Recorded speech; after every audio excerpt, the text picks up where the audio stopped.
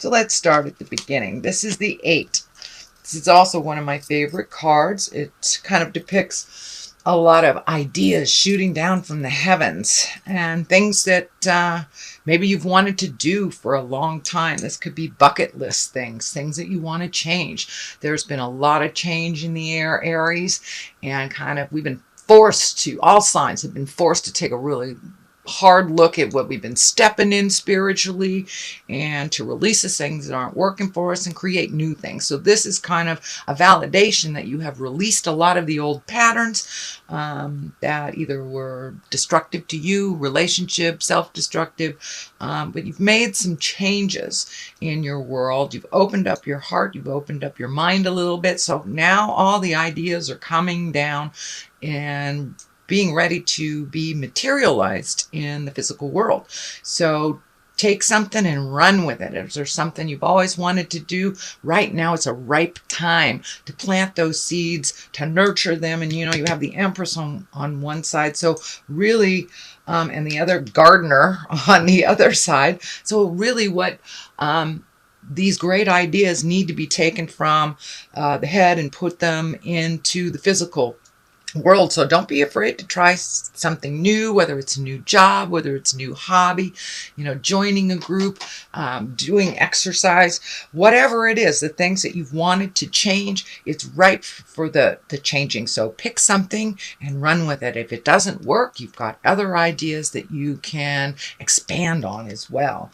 What crosses you is the Lovers here. And this may mean, for those of you in relationship space, it may mean releasing some old habits in a relationship and making new agreements. It may mean releasing the relationship altogether or creating a space for a new relationship. But it does look like it crosses you. It's kind of hanging heavy in your heart. So make those changes on the interpersonal or the love relationship. As I say, it is a challenge. It is what has been challenging you. So you may have to, you know, speak from your heart, from love and kindness to make those changes. And, you know, it can be anything from creating a new space for a new lover, re-upping your current one, or totally releasing the relationship. So it's up to you which way this card is dictating for you, but it does look like it's a challenge, and it will continue to be so in the month of July. The Fool is here. Now, this doesn't necessarily mean you're doing anything foolish, but it is the beginning of our journey. So it does look like you've released some of the past habits, maybe toxic relationships. So you're kind of starting from the beginning in many respects. The Fool can stand for, you know, don't make the same mistakes twice, but it also can stand for don't be afraid to jump into something new and look foolish for a minute. You know, take a leap of faith, which on the physical in this card, he's taken a leap of faith off the edge.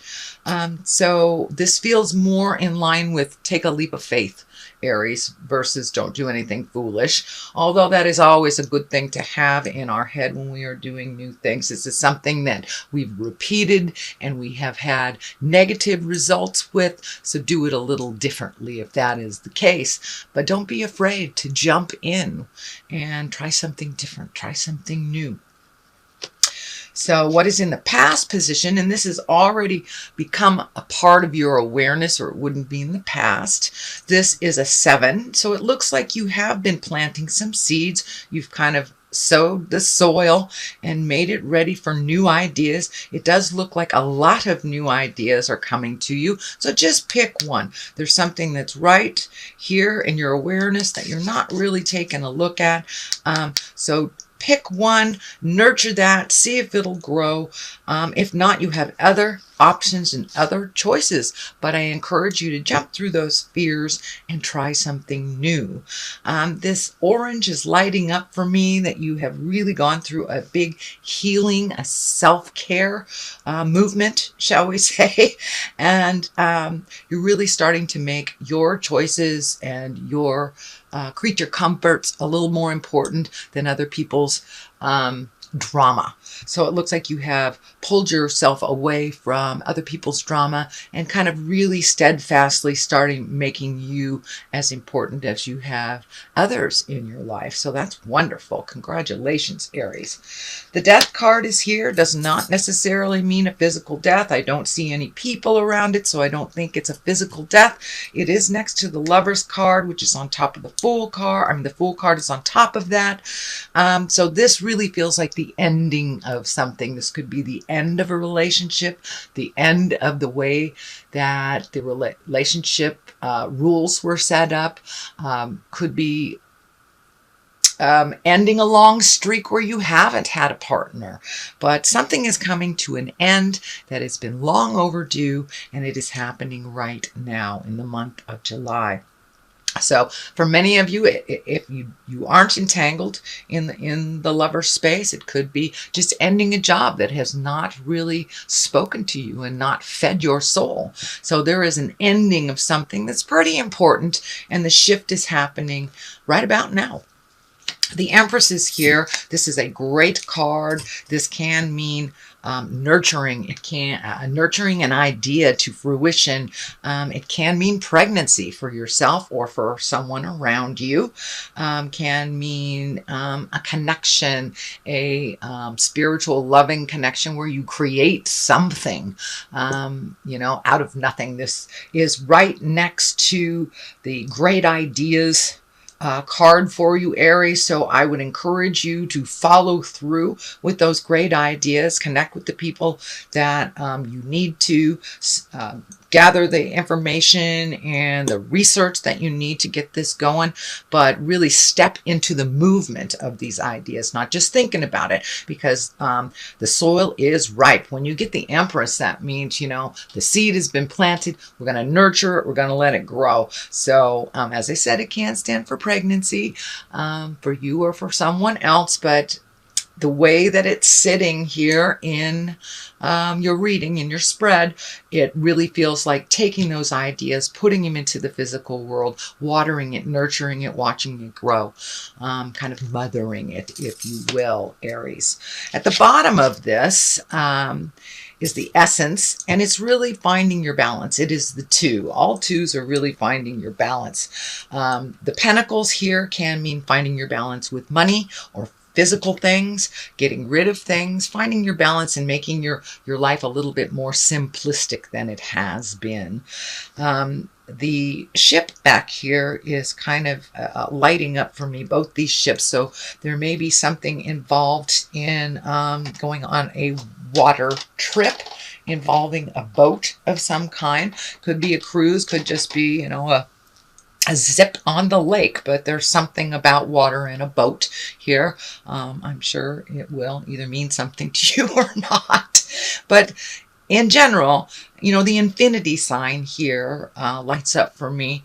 And it feels like you have really released some of the karma that has not been working for you. You've learned some pretty important lessons over the last year or so, and you're trying to find your balance within all those lessons. And, starting anew, how do I do this? So there's a lot of question marks that I'm feeling. How do I do this? Just put one step into the future, and the next step will be clearer to you as you get more and more firmly on your path. But it does look like you've released some karma, and you're finding your balance. It does look like you're finding your balance financially a little bit, which there was a lot of fear around that in past readings. So that's a good thing. The 5 is here as well, and this looks like what I call the crying over spilt milk. There is some sadness around you, some grieving. This may be on a physical level. Someone may have left your life, either transitioned into death or have physically left your life, where it is, a friendship that no longer works and you've released it, a partner, a lover, a marriage. But it does look like an important relationship to you, that you're grieving the loss of it. a little bit. That's fine. It's really important to grieve and to release so we can move on to the next step. But I just wanted to remind you, Aries, that there are two things waiting for you in the wings that you're not really paying attention to. These are really important. They are gifted to you by spirit, and you are not alone in this journey. So don't be afraid to reach out and talk your feelings out so you're able to move past some of that grief space. The Queen of Wands is right here. Now, the Queen can be a very exalted person. This does feel like a person. More than a situation. The Queen is usually someone over 30 or someone wise beyond their years. If they were under 30, they represent a fire sign, Aries, Leo, Sagittarius. So this may be you as well. It is right next to the grief space. So you may be grieving some part of your life that is no longer the same that it was. And that's what I'm feeling. There's been a big shift in your life and you need to grieve it. But it is making you stronger. You're coming into your power, and as you release more and more and more of this past grief and the past habits that no longer serve you, the stronger you will become in your truth and in your decision making. This flower is lighting up for me a little bit, and it's feeling like, even though it feels like you're stagnant in certain areas or you're kind of stuck in this area, you really are growing with each thing that you meet and master, with each word you speak with love and compassion, and pull your energy back from things that no longer serve you, the more you are growing and healing. The yellow color kind of indicates a brightness and a lightness coming up, because this part of the process is a little bit heavy. It's a little bit heavy, so just turn around and realize the bridge to the new world has a lot to offer you. So don't be afraid to cross over into the unknown, to give it a try. And it looks like everything is ripe for trying something new. This yellow color, this brightness, this new beginnings is what I'm feeling. It is a little scary, but grab your big boy and big girl pants, pull them up, have a full latte, and jump into the unknown. It is not as bad as you think it is, Aries. You're very good at assessing people and situations and knowing when to extricate yourself. So have faith that you have all the tools that you need to make whatever new project you'd like to see succeed happen. The King of Pentacles is here, and he can be a little bit stoic.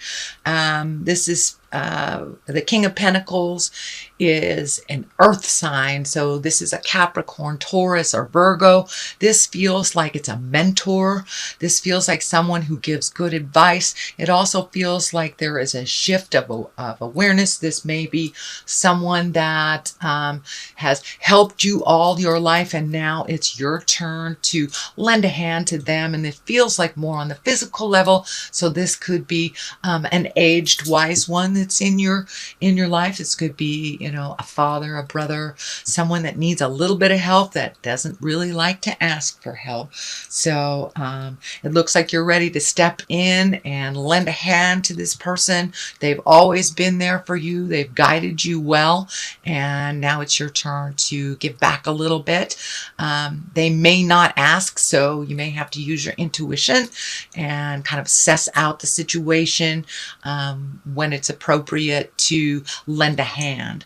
The Ace of Cups is on the other side. I love the aces. These are the God cards. This is when you're truly on your righteous path, and all your lessons you have kind of met and mastered. You're ready to start anew.